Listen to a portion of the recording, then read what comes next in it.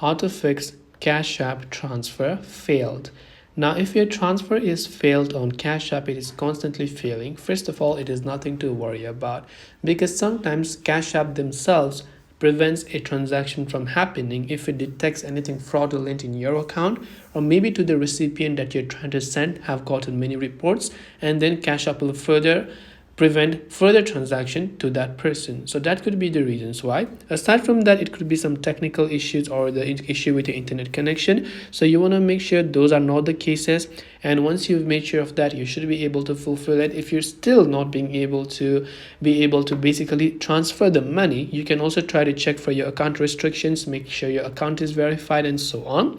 Now, last but not the least, what I want you to do is to simply contact the customer support. For that, tap on the profile icon from the top right hand side, and from there you'll find the option called support. So if you scroll down to the very bottom, you'll find the option called support, which you can simply tap on the support option there.